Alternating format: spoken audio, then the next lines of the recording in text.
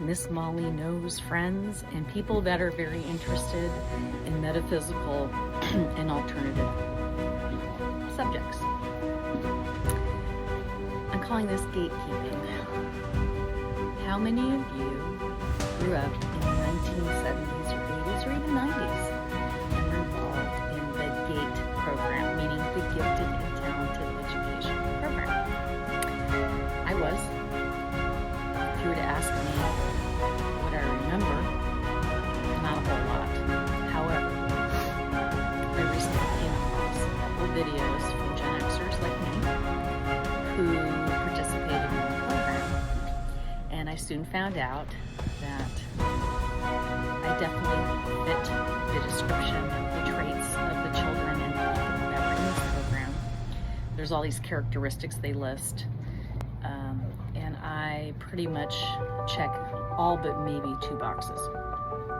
So some of the things that I have or possess or did as a child and still do was, for example, I had a near-death experience in drowning. That is very common of children in the GATE program. I also have a more pronounced occipital knob, they call it back here. I also am really good at problem solving, especially puzzles. I have psychic ability, as you probably know if you're watching this. Specifically, I'm very good at finding lost items. As I started watching some of the videos and going down the rabbit hole, and they would show parts of this program, worksheets that they did, things that they looked at, being triggered in and remembering more and more of this program, that literally, like, if you ask me about it, I can't tell you other than listening to tones in my ears. I remember that part. But the thing that really struck me this morning was the pink drink. Now, again, they're going to call it a conspiracy theory because anything the government doesn't want you to know about is a conspiracy. However, the pink drink. I remember the pink drink. I remember I hated it. I hated the way it tasted. I hated the mouthfeel. I hated the way I felt. This pink drink, which has been, people have said what they thought it was, supposedly erases you from having new memories.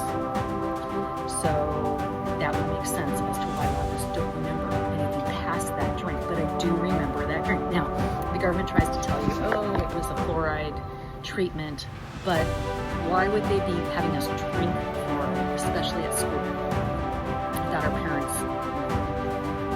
The other thing that was very interesting is there's a lot of people in the military that claim or say the reason they're in the military is not because they wanted to be in the military, but they got recruited through that program. Now, when I went to graduate from high school, I did take the ASVAB, and apparently I scored very, very high, which doesn't surprise me because I have a really high IQ, and that's a fact. That's not me just opinion.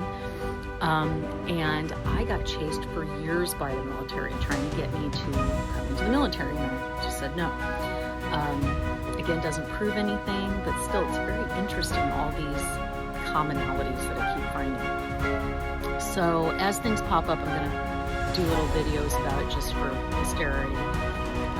And I think it's just very interesting. The Gifted and Talented Education Program.